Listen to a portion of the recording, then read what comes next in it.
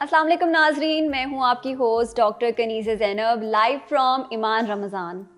हमारे आज के सेगमेंट में हमारे साथ जो मेहमान मौजूद हैं वो एक डॉक्टर हैं और उनकी एक्टिविटीज़ सोशल वर्किंग में ज़्यादा पाई जाती है। काफ़ी उनको देखने को मिलता है सोशल मीडिया पे, अक्सर सेलिब्रिटीज़ के साथ भी पिक्चर्स लेते हुए पाए जाते हैं। तो चलिए करते हैं उनसे मुलाकात। अस्सलाम वालेकुम डॉक्टर हुमायूं। वालेकुम अस्सलाम। Thank you very much doctor कनीज़े।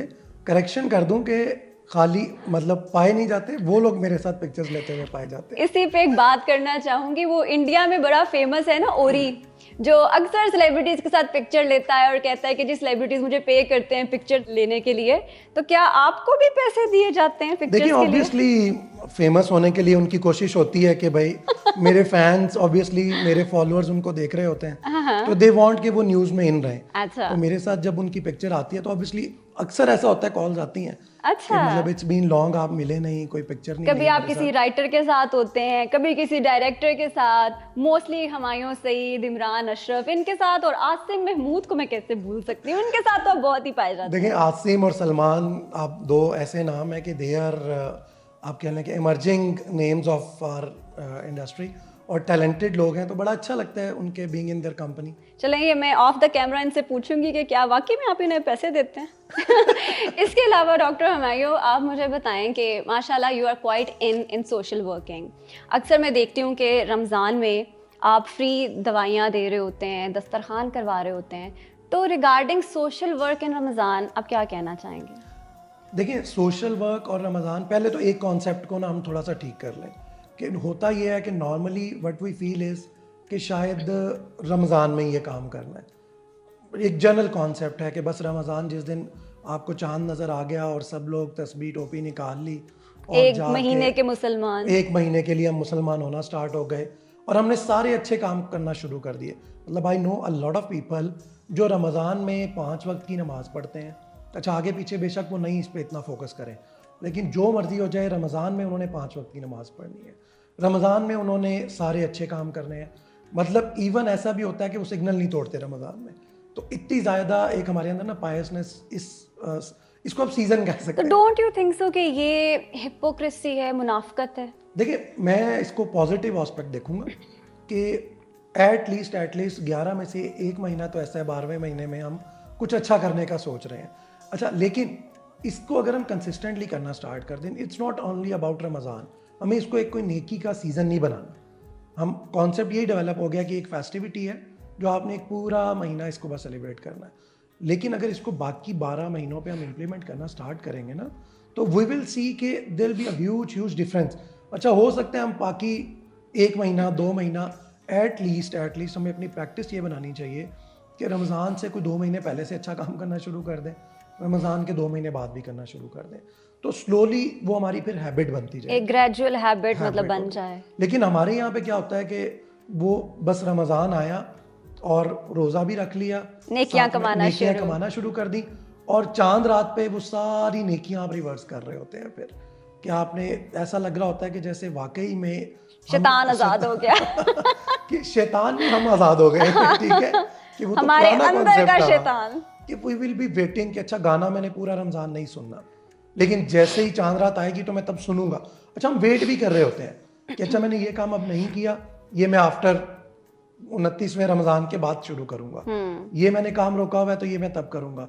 अच्छा, मैंने पूरा साल किसी की गरीब की मदद नहीं करनी, मैंने पूरा साल सिग्नल भी तोड़ना है, मैंने पूरा साल सब गलत काम भी करने हैं, झूठ, कीना, बुग़्ज़, सब कुछ रखना है, लेकिन इस वाले 30 दिन के अंदर मैंने बिल्कुल ये सब काम नहीं करने। तो भाई, जब हम खुद नहीं कर रहे तो लाइक कोई और तो नहीं हमसे इम्प्लीमेंट आके करवा देता ना। तो वैसे ये बताएं कि क्या आप इस चीज को अपने ऊपर खुद लागू करते हैं? आई डू ट्राई कि देखिए, कुछ हैबिट्स ऐसी हैं ना जो हमारे कंट्रोल में है। फॉर एग्जांपल कि आप अगर बात करते हैं, हम डाइट हैबिट्स से स्टार्ट करते हैं कि we usually see being a doctor के आपके पास लोग जो है ना, आप अपने इर्द गिर्द देखेंगे कि पेशेंट्स जो होते हैं ना, वो हर एक को ये फिक्र होती है, हर एक के माइंड में होता है, पता नहीं रमज़ान में मैंने अच्छी ग़िज़ा खानी है, मैंने फ्रूट्स खाने हैं, मैंने इन चीज़ों से बचना है। हर तरफ आप एक ही आवाज़ सुनेंगे, तली हुई ग़िज़ाओं से बचना है। तो भाई, तली हुई ग़िज़ाओं से आपने 12 महीने बचना है, लेकिन आप में से- मोस्टली वैसे इफ्तार पे तली हुई ग़िज़ायात ही खाई जाती हैं। हाँ, एक हैबिट बन चुकी है ना। हाँ। उसकी भी वजह क्या है कि हमारे जो टेस्ट बड्स है ना, उनको एक्चुअली इट फील्स आदत गुड डाल दी है हमने। ना।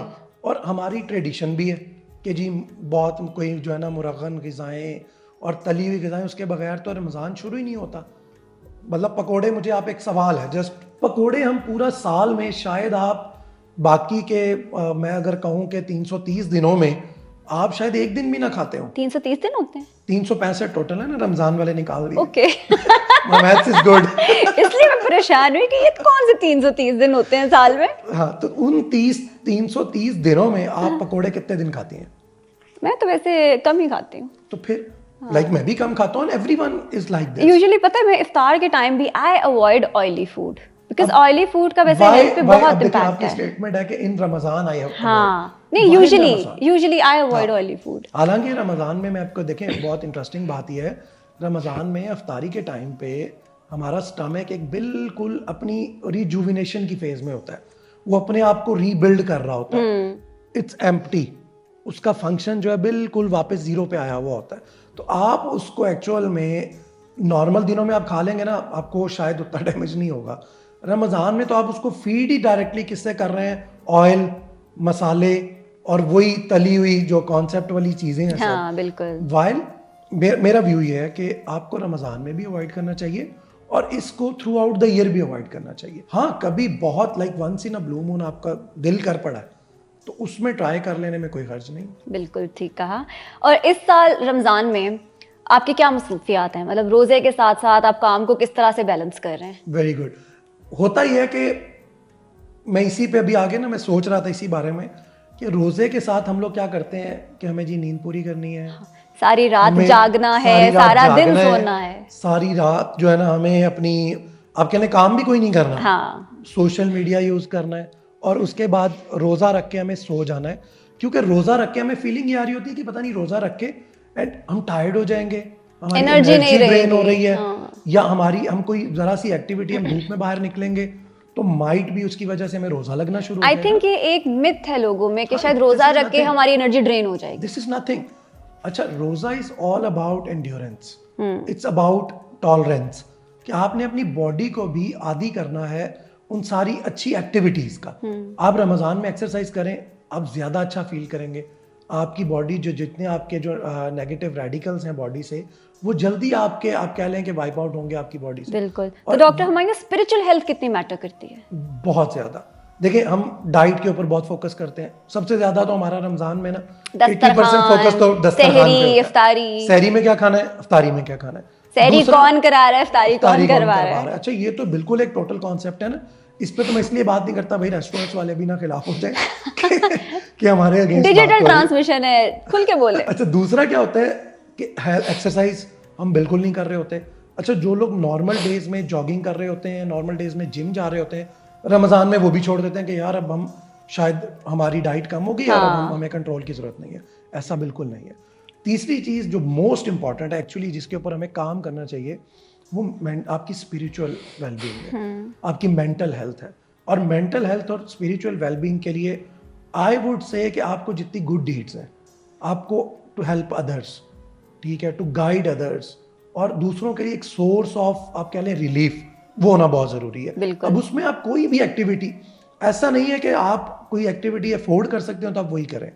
आई बिलीव इज कि आप जो अपने हद तक जो बेहतर देखें, आप एक सिग्नल पे खड़े होके किसी के लिए किसी को रास्ता भी बता सकते हैं ना, तो वो भी एक बहुत बड़ी एक्जेक्टली। अगर रास्ते से पत्थर भी उठा दिया, वो भी आपकी नेकी है। आप अपनी गली का कोई एक सफाई का ही ठेका ले लेते हैं ना कि जी मुझे रमज़ान में एटलीस्ट मुझे ये सब साफ करना है, फिर उसको रेप्लिकेट बाकी डेज में। हमारे यहाँ पे क्या कि हम रमज़ान में तो बहुत अच्छे हैं। मैं अक्सर, मेरा एक दोस्त है तो मुझसे शेयर करता है, मैंने अभी बताया शायद, कि वो रमज़ान में ना सिग्नल नहीं तोड़ता। हाँ। आई आस्क्ड हिम कि भाई रमज़ान में और बाकी डेज में क्या कोई चालान आ जाता है तेरा रमज़ान में?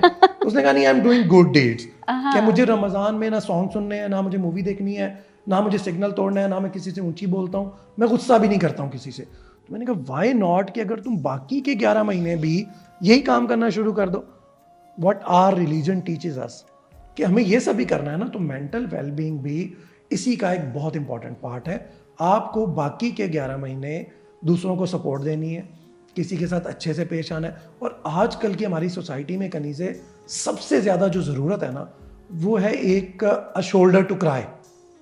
कि हम लोग अगर देखें, हमारे यहाँ हर बंदा डिप्रेशन, परेशानी, एंजाइटी, वो चाहे फाइनेंशियल हो, चाहे सोशल हो, चाहे आपको due to any reason, student है तो उसको पढ़ाई की अटेंडेंस की टेंशन होगी, क्लास के कोई मसलों की टेंशन होगी, अच्छा ऑफिस का बंदा है तो उसको ऑफिस की टेंशन, काम, टारगेट्स, मसले, टाइम पे तो नहीं डॉक्टर पहुंचा। मयूर, डोंट यू थिंक कि आजकल माशरे में जैसे कि जॉब सैचुरेशन बहुत ज़्यादा है एंड हर कोई डिप्रेशन में है, ये भी तो हो सकता है ना कि मे बी जो जॉब पे लोग हैं उनको उनके काम के मुताबिक नहीं पे किया जा रहा, वो अपने राइट्स जो है नहीं फुलफिल कर सक रहे इस वजह से, तो ये भी तो एक डिप्रेशन का बायस बनता है। अच्छा कहीं उसमें एक मिसाल है कि you can not choose your parents और योर बॉस। एग्जैक्टली। कि आप कुछ भी हो जाए ना, ये दो चीज़ें ऐसी हैं जो आपको जैसी मिलती हैं यू हैव टू कबूल करना पड़ता तो सेम इज विद योर आप कहेंगे सैलरी और कॉम्पनसेशन, कि आपको जो पैसा मिल रहा है, देखें आप ऑल्टरनेटिव स्ट्रीम्स बिल्ड करें।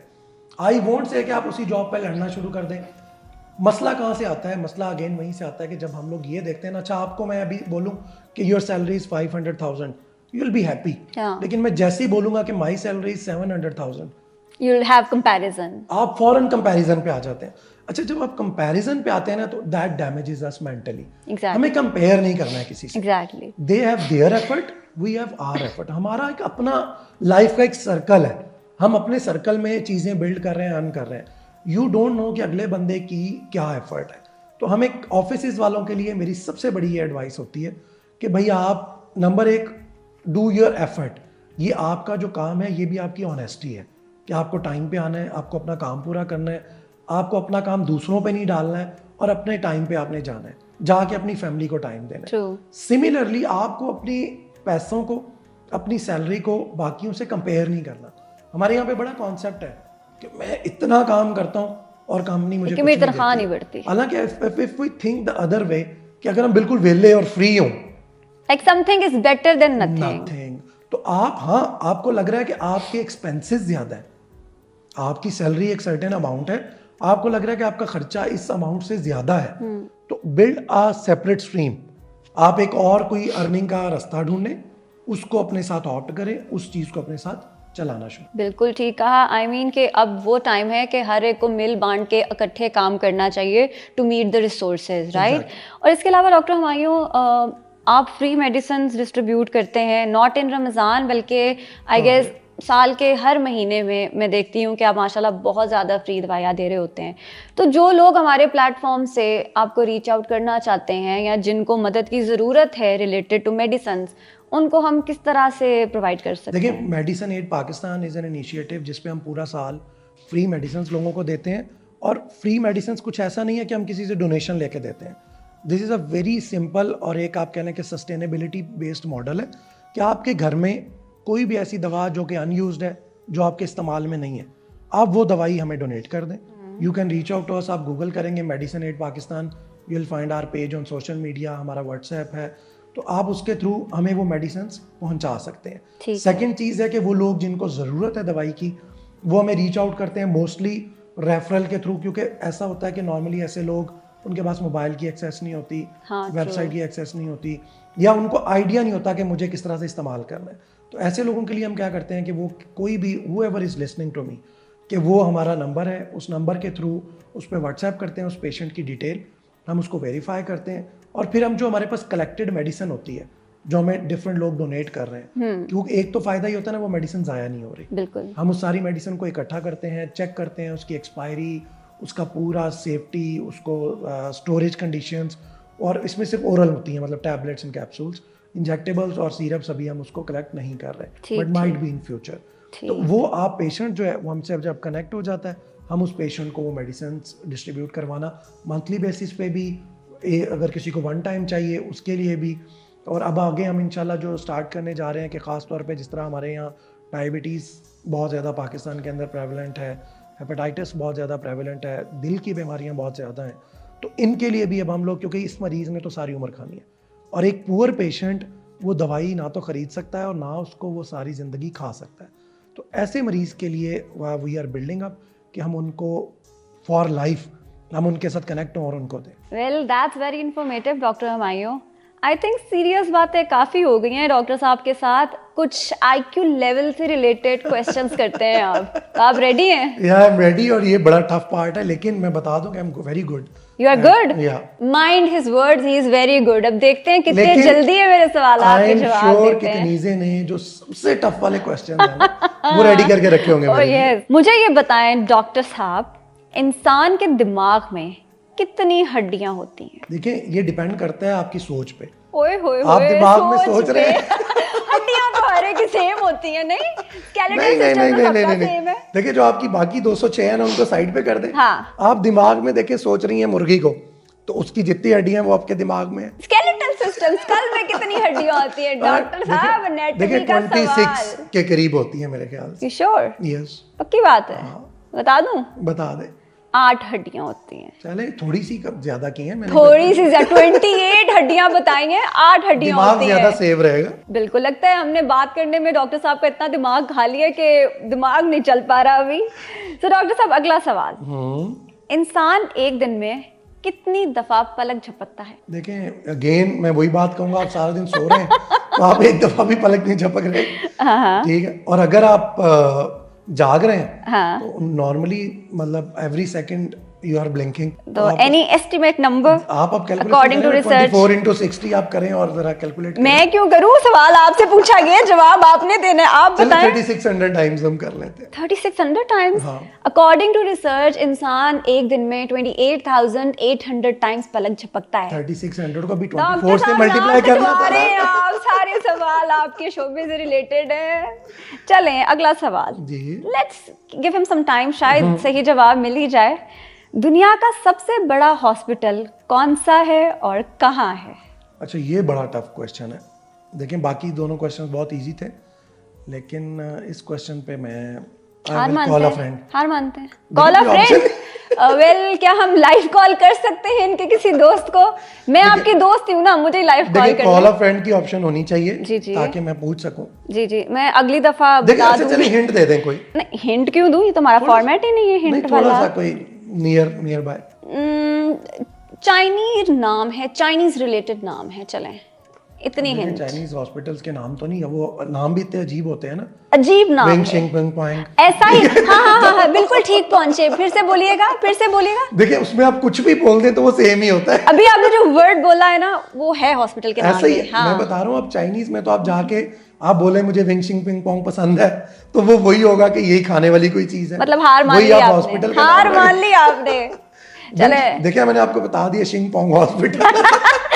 चैंगुंग हॉस्पिटल। देखिए वो आपको पता है कि हमें चाइनीज नहीं बोलनी आती है ना। बिल्कुल डॉक्टर साहब, IQ लेवल। चले एक और चांस दे देती हूँ, एक अभी तक आखिरी 3/3 स्कोर चल रहा है मेरा। आखिरी सवाल करती हूँ आपसे।